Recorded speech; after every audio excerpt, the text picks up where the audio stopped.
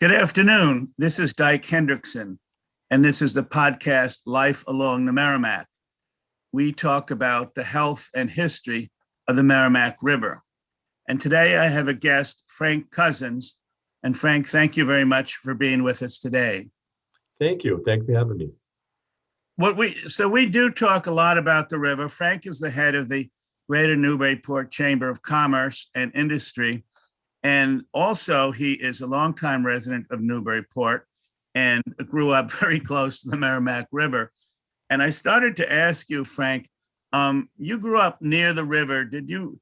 And it must have been a bit dirty even then, because my marker is 1972 and Ed Muskie and others passed the Clean Water Act. But when you were growing up, maybe in the 50s and 60s and 70s, was the river quite dirty then? Could you swim at that time?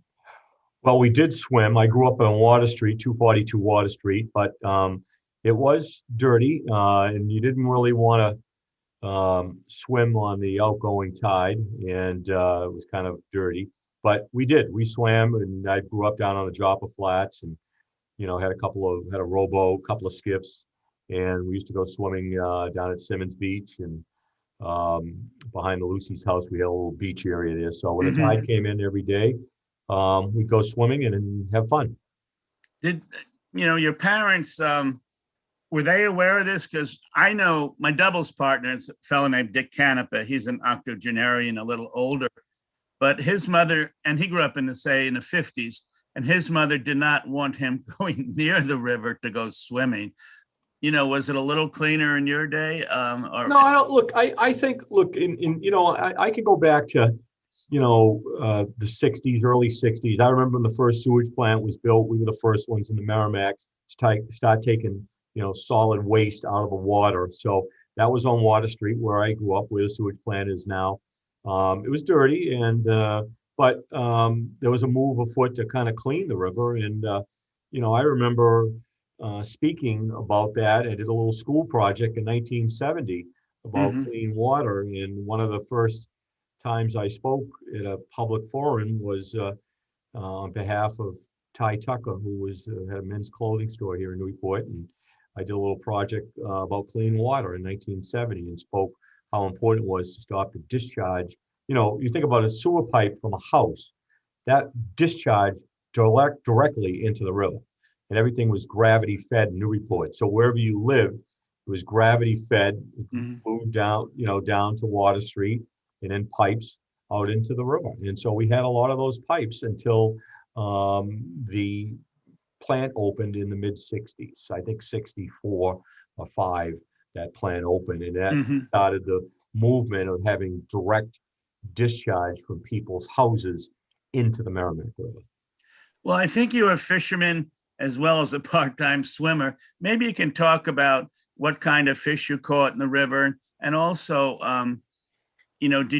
were you concerned about the health of the fish at the time? Because now you can see signs along the river, which says be cautious about what you eat if it comes from the Merrimack River. So this was back then. All I can say is I'm blessed with good health, and I'm grateful for good health. I'm 62 now, but caught a lot of mackerel and at the mouth of the river, a lot of flounder fishing in the river. There are less flounder in the river now. Flounder was kind of a fish that was a bottom fish, and it liked polluted water. So we caught a lot of flounders. We ate a lot of flounders. Also, I dug a lot of clams. that was my next question. And, clamming. I used to go down to Balls Flats, which is at the end of Old Point Road, and dug clams there. And I always tell people that was probably the hardest job that I had because, it was hard work, and in an average tide, you take 2 5-gallon wax pail buckets, and that's a bushel of clams. And you could dig that in one tide. I couldn't do that today, but, and you had to carry them about a mile off the flats. And then I think at the time that was about $28 a bushel to dig a bushel of clams. Wow.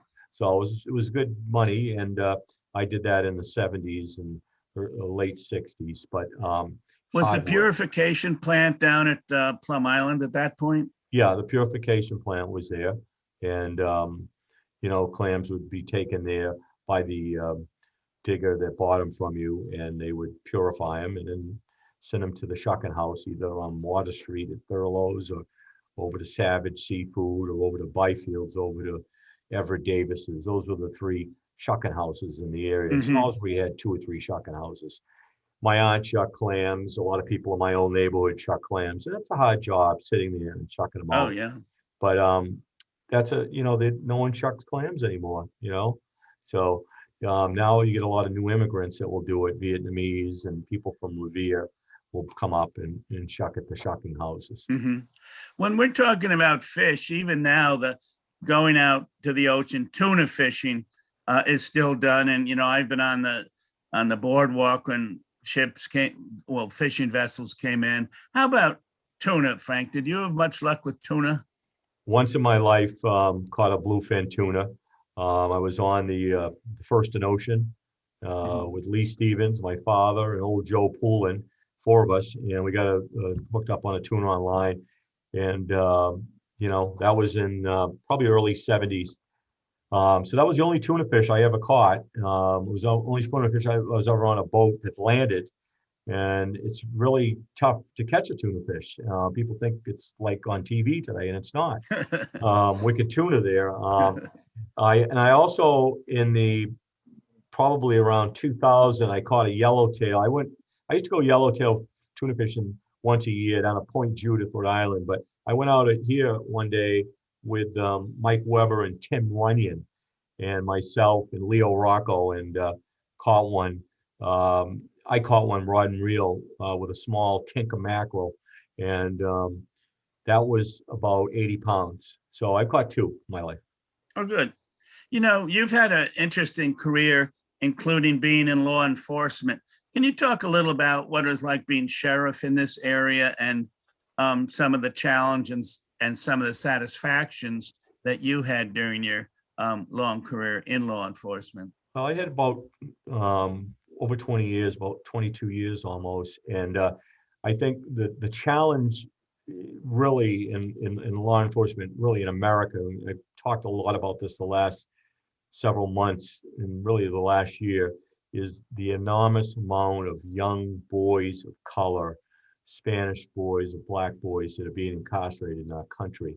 Right here in this county. That was really one of the challenges coming from Newburyport, and became the sheriff. And you look at the number of people that are in jail, and young people, or people with drugs and alcohol problems. And I think that's the hardest challenge. And I think that's the #1 challenge in America today, is to keep the people out of jail.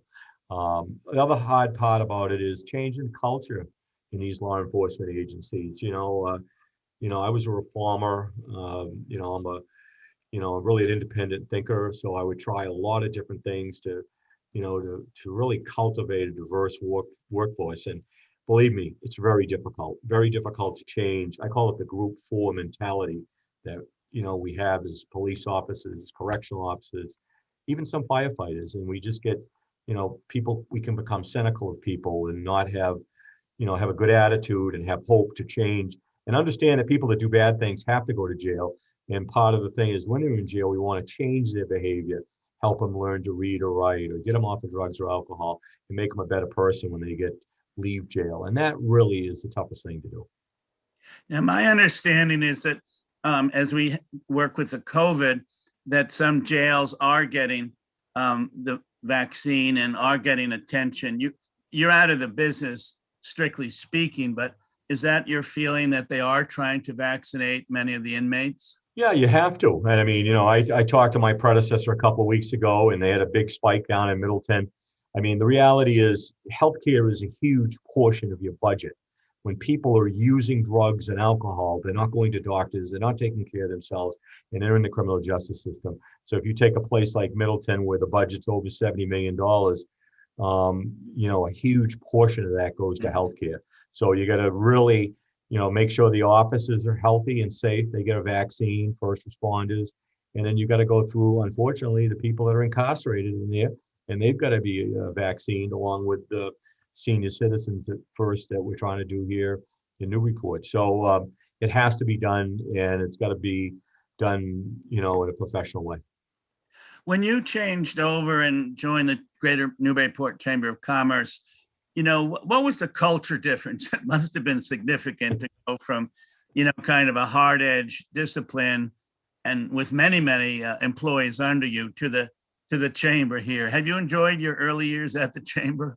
I've enjoyed the time here. It was time, I always find my father used to say to me, when I went to the sheriff's department, don't become part of this power structure. Be an independent thinker.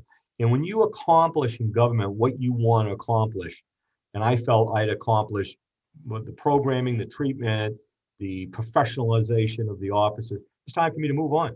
And I felt very good about moving on. So when I came here, Julie Ganon called me, and she was the chairwoman of our board, and she said to me, "Hey, Frank, how are things going today?" I said, "This is great." I come out, I look at the Merrimack River. There are more boats on the river than ever before. I'm not looking out my window at barbed wire or concertina wire.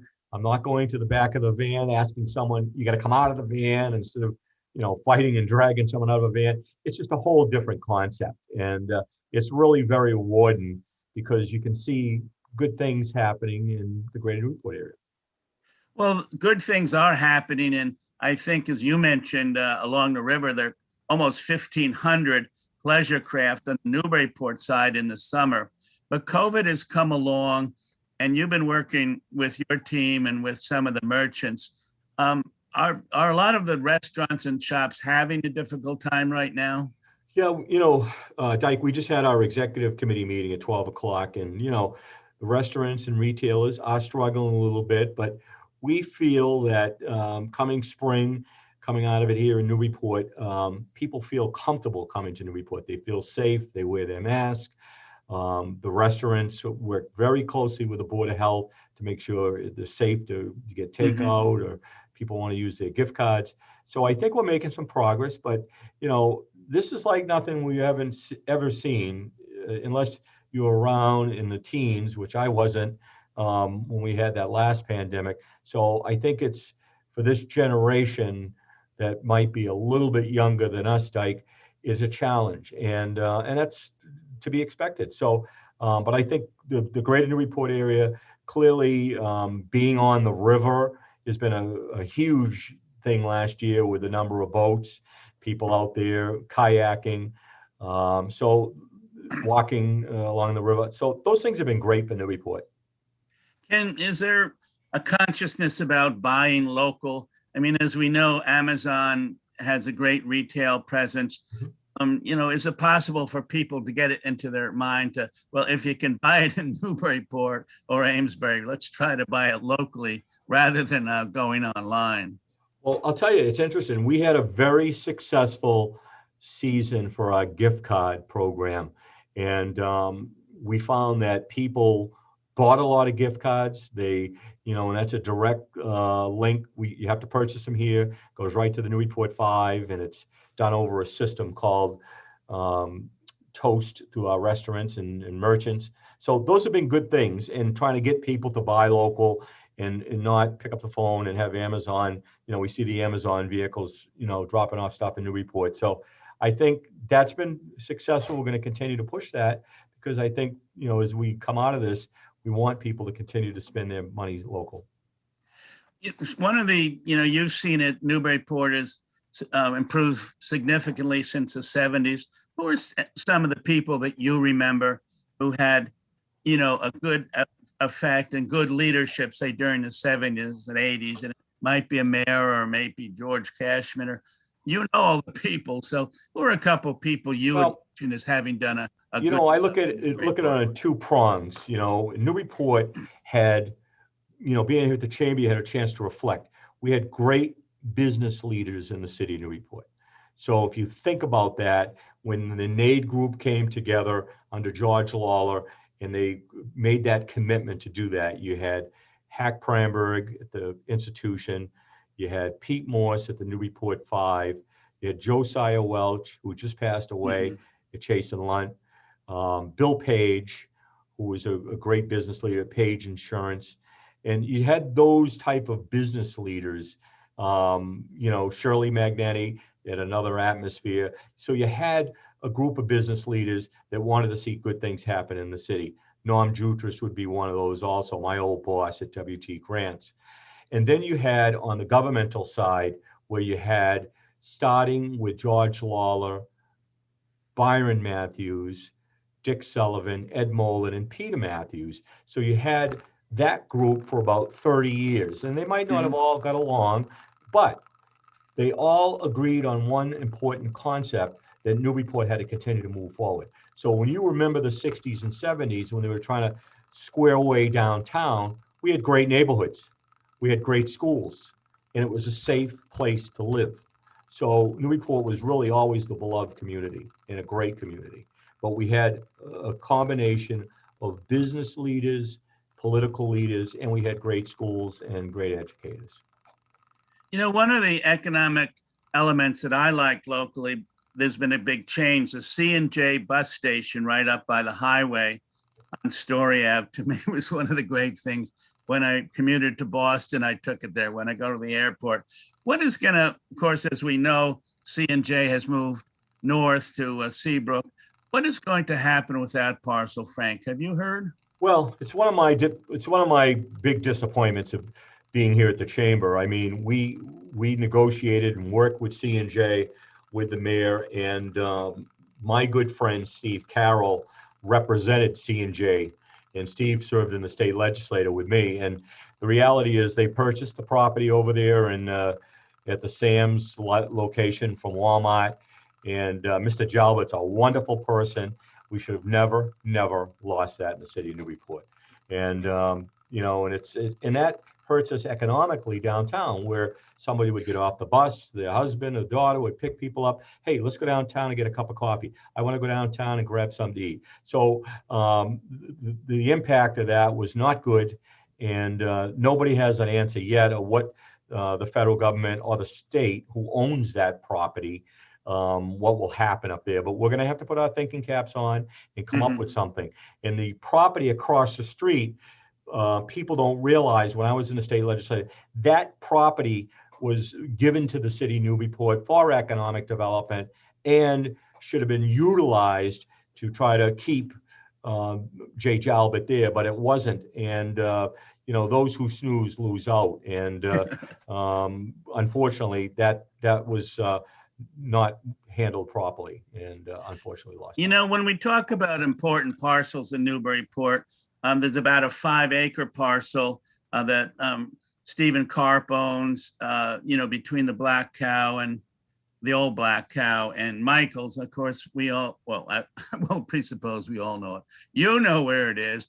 The Karp team was going to put in maybe a couple hundred condos and perhaps a motel. Is that still on the board? Frank, you're not a part of the project, I get that, but you are knowledgeable. Yeah, well, you know, as you know, my office, where we lease space from Steve Kopp here, and where we have our office. But they're reviewing that. They, as you know, about a year and a half, they gave a presentation to us, our economic development committee, 7 acres over there. They want to put some condos in there. They want to have a hotel. They want to expand open space on the waterfront, on the river, which is, you know, really important. There would be more open space on the river. So I think that, you know, when we get a new administration and when that gets settled, I think that's something that they're going to have to revisit, and it should be completed. I mean, look, at Newburyport needs tax revenue, and we don't need it by increased taxes. We need it by new growth. And that's an area that someone is willing to commit to invest $100 million in the city of Newburyport. He's willing to put the infrastructure in place to, you know, for the sewage. We've got good water. It's not going to put a strain on our school system. So it's something I think that we've got to work together. It's his property. He owns it. It's butted by Route 1. So work with the other abutters and come up with something in a plan that we can make work and get it done. I mean, he shifted his focus, as you know, to Cambridge, and they're redoing the Cambridge Galleria. And if they can get things done in Cambridge, we can get them done in Little Newburyport. So I think we need to get that completed. Are there any other parcels in town that, you know, people have their eye on that might increase taxation or add to the community. Now, as you know, there has been 80 units built down by the railroad station, and that'll be moderate or rental apartments. So that seems like a good thing to start. Are there other areas of town that might be utilized for some commercial growth? Yeah, I do. I think that I toured that facility down at the train station last Saturday. Really well done. As you know, he did Woodman Way up there, and Lou Manicucci does Top Shelf, and he's using local contractors. So very comfortable with that project. I think there's 75 units there. The answer to the other question, the Route 1 corridor, I think, is the area in Newburyport where we've got some flexibility to get some things done. You know, I talked to David Cowie the other day. He bought a chamber pot ticket from me, and he's doing a little work up in Exeter right now. Mhm. They've got the old movie theater, and they've got a project going up there. But he owns that property along Cary Way, and you know that would be an ideal place for some type of hotel, or you know that you can get 3 or 4 stories in there because it's below grade, and Mhm. you know you're not going to block out a lot of people. You got a skating rink to the other side of it in Route 1. So he's tried to reach out to the MBTA where the last billboard is there, and maybe we can get that taken down and give some extra space there. But that corridor would be great. And then, you know, that type of situation, you get property taxes, hotel, motel tax, restaurant tax. So there's some revenues coming into the city because, you know, the reality is retail, residential retail property values are not going down. And, you know, we're seeing people come into Newburyport that we don't have a lot of young families, and Mhm. because they just can't afford to raise a Yeah, family and live expensive, in right? Newburyport. So there's got to be a willingness to do something there. And I think the other thing, and you know, I've said this in our chamber, we felt, you know, because most businesses are looking for employees that, you know, entry level positions. I'd like to see the Brown School turned into some type of low income housing down there. Mhm.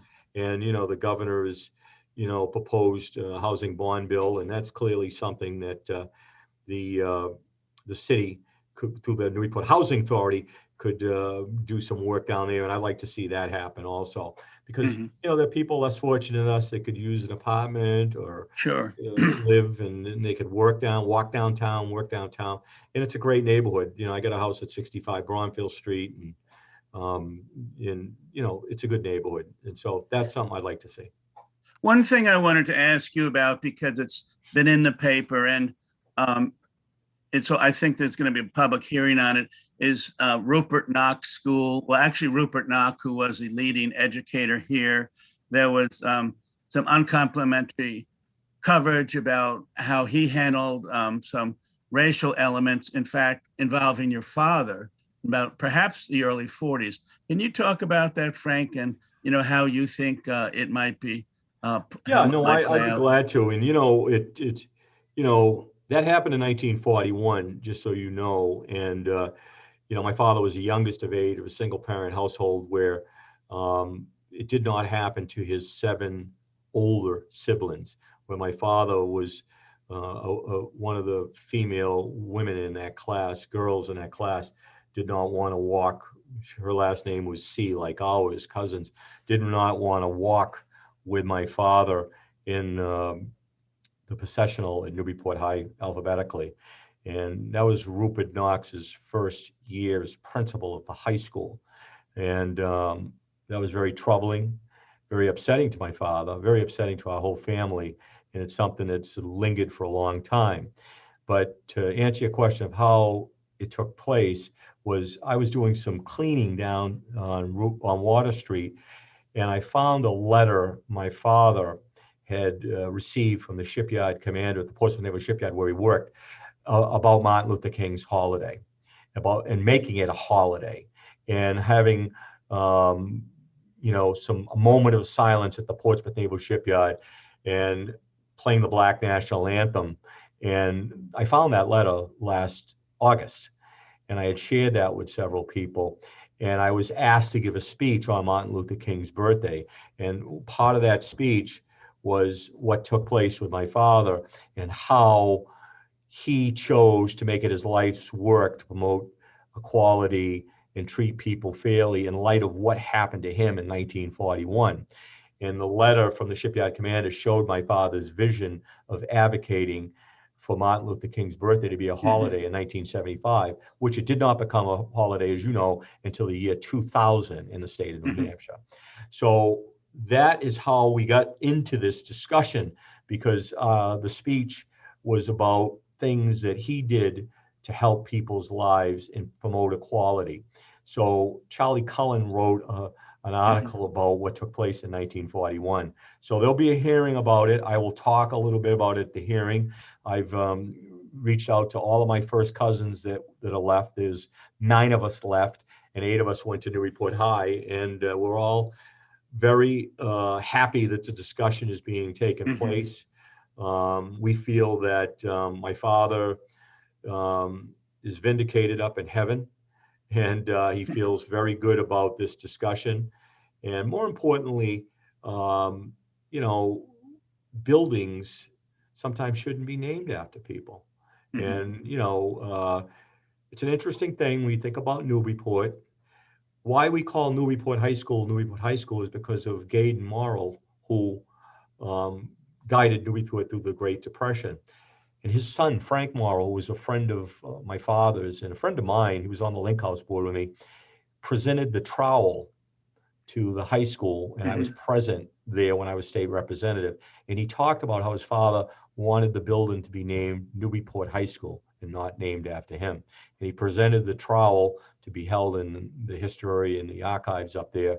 And there's something to be said for that. So when we look around the United States and we look at these buildings that were named after people that didn't promote diversity and didn't treat people fairly and didn't speak up when bad things happen and take corrective action and show leadership, that are named after them. So that's how this all unraveled, and we'll see how it goes at the hearing. Well, great, Frank. It's been good having you on. We're just about at the end of our time. But talking about public servants, I was having lunch with a couple people the other day, socially distanced, of course. We're talking about who's going to run for mayor, and someone said, "Well, maybe Frank Cousins will. He's got he's got experience in the government. He's got experience commercial." Have you thought about running for mayor, Frank? No, I'm blessed that people think about me in that context, but you know, I really, when I decided to run for state rep, in the early 90s, I put the mayor's thing behind me, and I accepted that, you know, I was grateful to be the sheriff and state rep. And I got a 19-year-old kid now, and, you know, I like to watch him play sports. He plays football at Division II level in college, and play a lot of golf this summer. And unfortunately, won't be walking all my favorite neighborhoods asking for people's votes. But, you know, it's nice to be thought of. And I truly want to see good things happen in this. I call it the beloved city of Newburyport. It's a wonderful community. So it certainly. Well, thank you very much. That was Frank Cousins, who is the head of the Newburyport Chamber of Commerce. I am Dyke Hendrickson. The podcast is Life Along the Merrimack. We talk about the history and health of the Merrimack River, and we'll be here again next Tuesday at 2:00. And Frank, thank you very much for joining us. good. Thank you, Dyke, for having me. Okay. It's great.